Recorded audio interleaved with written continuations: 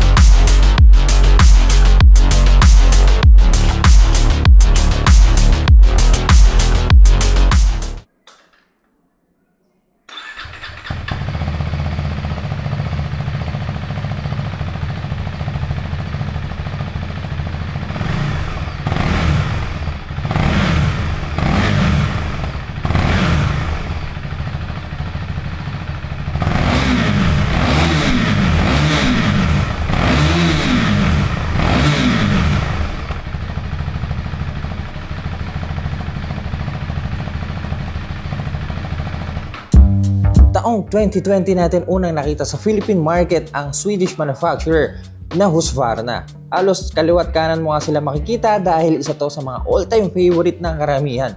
Ang pogi kasi. Pero ngayon 2025, kailangan na natin kalimutan yung lumang Husky kasi halos binago na nila lahat to ngayong taon.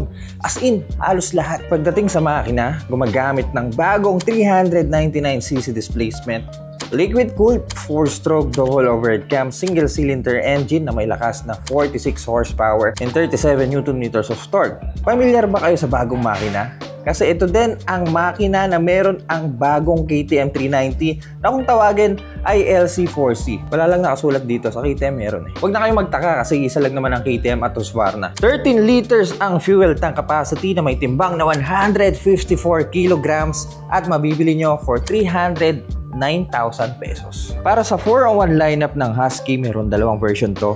Isang Svartpilen na scrambler type, good para sa mga light off-road, naka dual sport tire, mas mataas na handlebar at kung ano-ano pa. At itong Vitpilen na nasa harap nyo ngayon na supposed to be cafe racer pero nagmukhang medyo street fighter. So dito sa bagong Husky, mas mahaba na siya tignan kumpara sa dati. Ganun pa rin gumagamit ng trellis frame pero this time binago na nila, mas mahaba na, mas malapad. At dahil din dito, lumaki na rin ang airbox na dating nasa harapan, nilagay nila sa gitna. Pati sa frame, binago nila, mas pinagaan at mukhang mas magiging komportable ng mga pasahero nyo dito. Andito ang ating coolant, dalawang fan. Ang ganda tignan kapag nakikita yung makina mo, no? Pasensya na kayo kung medyo madumi lang. Ito mahirap kapag naked bike eh. Mahirap linisan yung mga singit-singit, di katulad ng mga sport bike na alam nyo, isang pahid lang okay na. Yung dating suspension na nasa gitna at nakatayo, ngayon nilagay nila sa kanan at diagonal na siya. This is the Vitpilen in white. Medyo matte yung pagka-white niya. Ingat lang kasi ewan ko, dumihin tong gantong kulay. Ganda tignan, di ba? Pero alam yung gusto ko sa Husqvarna, yung pagkakagawa lagi nila sa tangke. Signature na nila yung ganitong klaseng design ng tangke. Tapos nakalagay dito yung 401. Ganda, di ba? Tapos black na cover ng tangke. Metal ba to? Ah, metal. May additional cowling sa gilid ng radiator para alam mo yun, magkaroon ng aesthetic yung bike kapag titignan mo siya dito sa gilid. Na may Husqvarna logo na din nila nilagay sa tangke, nilagay nila dito sa radiator. Matte white na may yellow lining sticker bumagay sa white. Then glossy black fairing din sa ilalim ng upuan.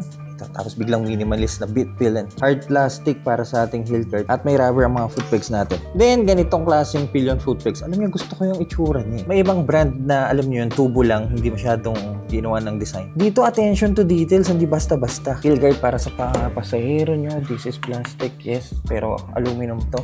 At rubber foot pegs din. Isang pirasong upuan na mala motocross ang pagkakadesign dahil sa extended foam na ginawa nila paakyat sa may tangke. Karamihan sa mga naked bike dito na natatapos eh.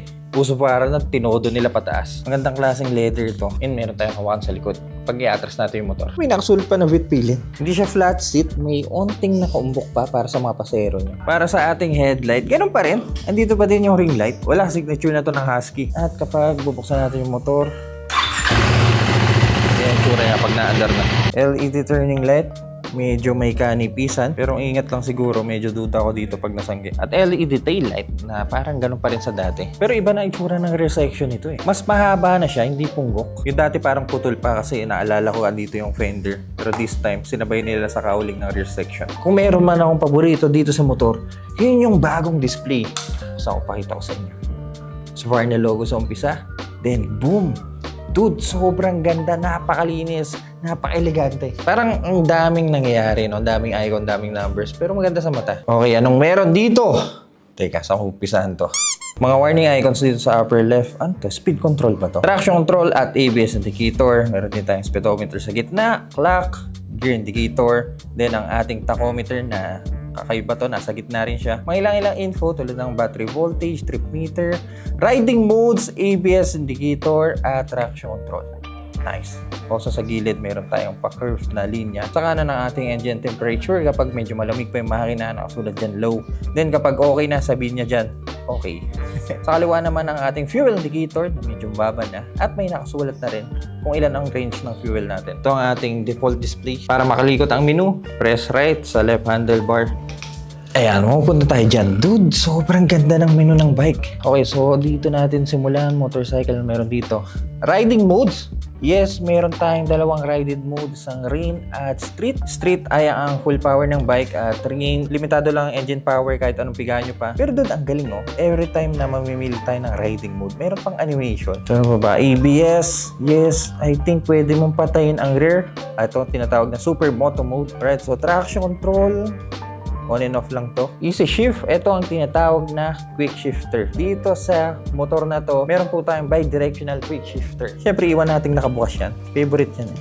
Interface, ito bawas. So dito tayo sa default. Yes, pwede nyo connect ang dash ng bike through the use of Husqvarna app. Yung dating naka-clip-ons na with pillion na mala cafe racer ang style, ngayon ginawa na nilang parang standard naked handlebar. Okay lang din, okay pa rin naman tignan. Pero kasi kung tatanungin nyo ako, with pillion kasi tumatak na sa akin na okay, cafe racer with pillion dapat naka-clip-ons. Dito parang parehas ng smart pillion eh. Anyway, dito sa our kill switch, ganda ng pagkahulma ng switch. Malapad and clicky, hindi tinipid yung itsura niya.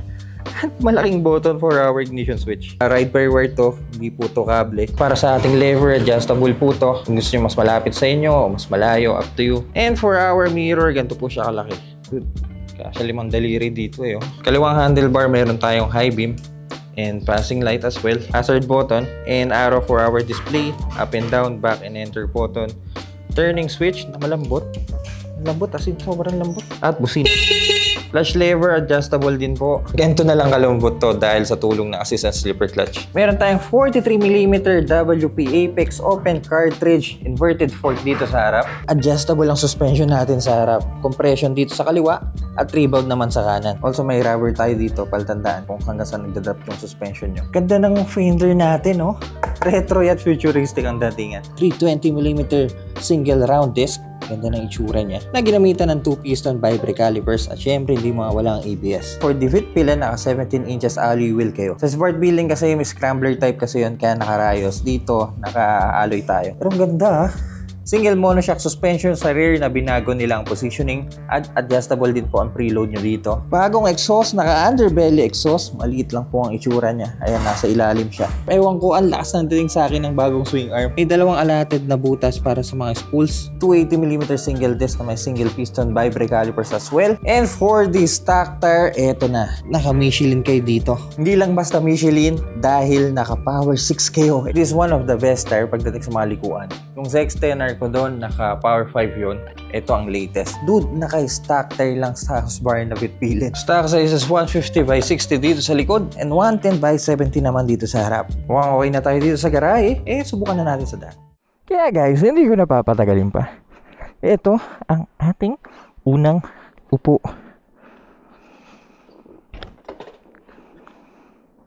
Okay. So, seat height ng bike is 820mm. Tayo ay may taas na 6 flat, 34 inches ang inseam. At ganito tindig ko sa bagong with pillion. Anong masasabi nyo? Ako pakiramdam medyo maliit sa akin yung motor eh. Bagay yung helmet natin sa motor oh. So riding style ko, ayan ganyan. Ibaba natin yung visor natin para mas feel natin. Ayan ganyan. Ganda talaga ng dash natin. Grabe, linis eh. Oh. Basa ang daan. Medyo nag-uulan. Riding modes, lagay natin sa rin. EBS, syempre, buksan natin harap at likod. Traction control, naka-on. Oh, okay na ako dito. Tara.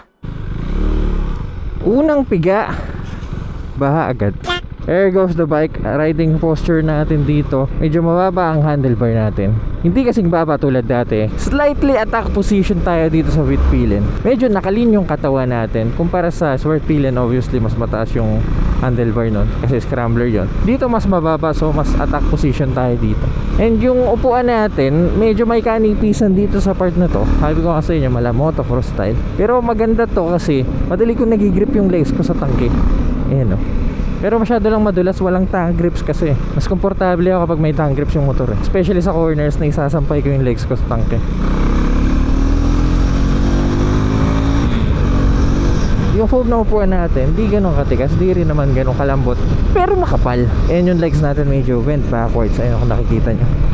Kumbaga nakatiptoe ako kapag nakaapak ako sa mga foot pegs natin. So yes, sporty riding style dito sa Whitpilin. Naku po, naumula na yung fuel indicator natin. Gasoline station dito, pagkas muna tayo. 95 full tank sir. Baliktad pala to. Imbis na pag ganun. Pero ang ganda niya tignan sa white, no? Black and white. Bakit di umangat? Siguro late lang to. May mga motor na ganun eh. Kaya pag naghihintay tayong umangat, ayan, umangat na siya. Alright, 49 horsepower bike, 399cc displacement. Subukan natin. Ang dali ng motor. Ang compact lang kasi.